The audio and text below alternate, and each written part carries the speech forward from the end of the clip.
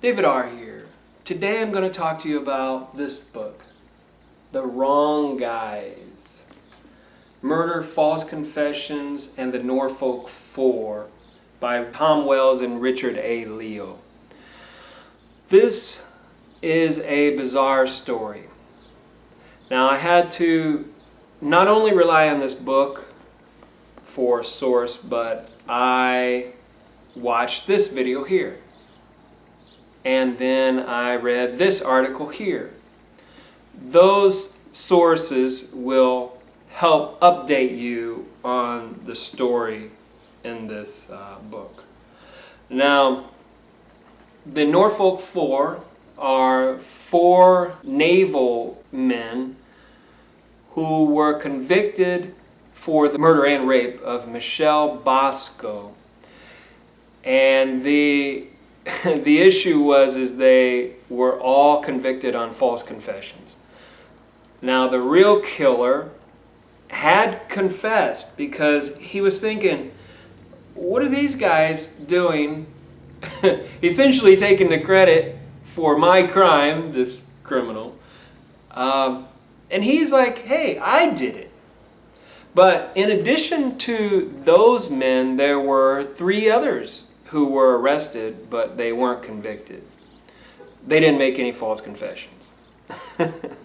Now, let me start with Daniel Williams. He is the first one who was arrested. So, here we go. Billy Bosco returns home from being out at sea. He finds his wife, Michelle. She appeared to be raped. She was stabbed, strangled. And so Billy goes next door to his neighbor, Daniel Williams.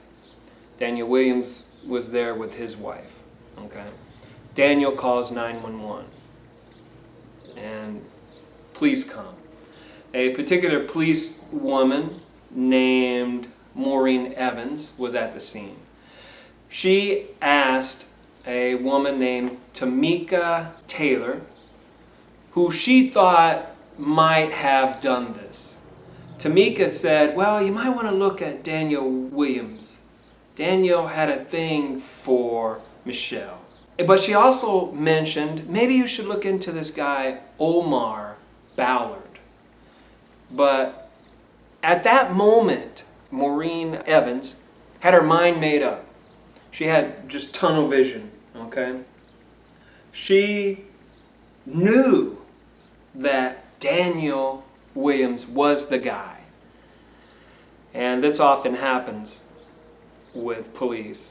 They get fixated on one person and they don't even look at other possibilities. They just think they have their one, their guy. And that's it. So Daniel agrees to go to the station like it's no big deal. Just, you just come down and talk to us for a while, the police say. Well, bad idea. So Daniel is an easygoing, gullible, low IQ person. And he is interviewed or interrogated. Interviews start the process and then interrogation comes a little later. So Maureen, she doesn't get anywhere, but she has a secret weapon. This guy, Detective Robert Glenn Ford, and he is a bad guy. So he comes on the scene, and after 11 hours of interrogation, Daniel confesses. He says, I did it. He confesses to the crime. He didn't do it. So he figures, well, in order to get out of this room, and he might have been thinking, maybe I'm going to go home. But it doesn't work that way. He goes to a far worse place than that little interrogation room. So he confesses, okay?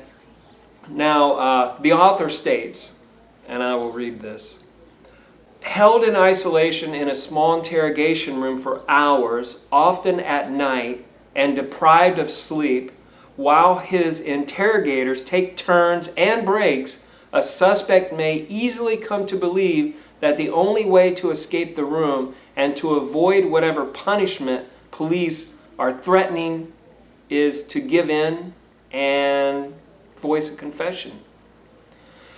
So, it's not really funny, but it is kind of funny in an odd way. DNA comes back, his DNA test, and it comes back negative. Daniel really should be set free. But, police say, well, you probably had an accomplice. So this guy that was staying with Daniel and his wife, Joe Dick Jr., he is next in the interrogation room. He was interrogated by Ford as well. And he told Ford basically what Ford wanted to hear in order to get out of that room again. Think about it. That room versus jail or prison? I'd take that room any day. So, Joe's DNA comes back negative as well. He should be cleared, right? Doesn't work that way. Joe must have had an accomplice. You see, it just keeps building. Okay? So, Joe said that there were 8 men involved, and Omar is included in this. He says that they all took turns raping Michelle. Now, he also implicated a guy named Eric Wilson and Derek Tice. And Eric Wilson, he knew Joe, but he wasn't like a friend of Joe's. So he's taken into the interrogation room, and he confesses as well. He confesses to a crime he didn't do. Isn't this just bizarre, right? Who confesses to a crime like this that they didn't do? That was a question that kept on being asked by the prosecutors and the defense attorneys. Who would confess? Just because some guy is yelling at you, pointing his finger at you, poking you in the chest? I mean, come on. Come on. Anyway, he confesses. Now, he gets 8.5 years in prison for rape. The other 2 guys got life without parole. They pleaded. Okay, so now we go to Derek Tice. Derek Tice was out of the state. And so he was also implicated. But he figured, well, the cops arrested me because I stole $16 off of a friend, and he had an unpaid speeding ticket. So he figured, all right, they're going to extradite him back to Norfolk, Virginia for that. But he figured, well, maybe. All right, so he too was interrogated by Robert Glenn Ford, and guess what? He confessed as well. He was one of those types of personalities, where he just gave in. And Ford kept saying, if you want to live, you'll confess. Or he's like, if you keep lying, you're going to die. I don't know. Obviously, these guys knew nothing about the law, so they just gave in. Derek Tice, he implicated a guy named Paulie, Ferris, and Dancer, these 3. Now, Richard Paulie Jr. had an alibi. He was on the phone to his girlfriend who was in Australia. He had a reasonable alibi, but prosecutors, they wanted to change the time of the murder so that he could fit in there somehow, magically fit in there. You have to read in the book how they try to do this. It's bizarre, okay? So Ford was on vacation at this time, so Paulie, he didn't confess. I mean, why would he anyway? Okay, Jeffrey Allen Ferris is another one. And he was interrogated by Ford. Now, Ford tried to show him a picture of Michelle's dead body. But Ferris, he didn't look at it. He just turned away. And, really that saved him from false confession. That, just turning his head away like this, or whatever he did, that saved him from going to prison. Now there's John Dancer. He had an alibi. He had been working all day. He was with friends, and he obviously didn't do it. Now we get to Omar Ballard.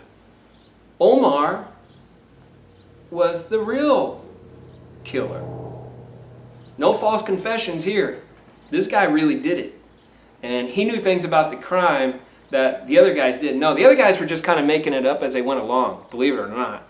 And their stories kept changing according to what the detectives gave them in terms of information. But I know it's bizarre. But Omar, he gave specifics that only the real killer would know. And his DNA came up, it was a match. Okay, but how police found out about Omar was already in prison, I believe. And he wrote a letter to Tamika Taylor's mother. And he said in the letter, he says, "Remember that night I went to Mommy's house and the next morning Michelle got killed? Guess who did it? Me, ha ha ha." That's what he said. And so they have this, okay? It's not over yet. You would think that maybe they let the other guys out and then obviously, try this guy for the crime. But no, prosecutors say no. He met those other guys in the parking lot, and they all had access to Michelle's apartment through Omar, and then they all took turns raping and killing her. Now they didn't know Omar. The only person who knew Omar was Billy Bosco, Michelle's husband. None of the other guys knew this person. So imagine all these guys walking through a parking lot and they talk to this dude and they say, "Get us in to her apartment so we can do this crime." That was their new theory. And Omar eventually confessed, but prosecutors didn't want to hear his confession. They wanted to keep the other guys in prison. They didn't want to admit that they were wrong.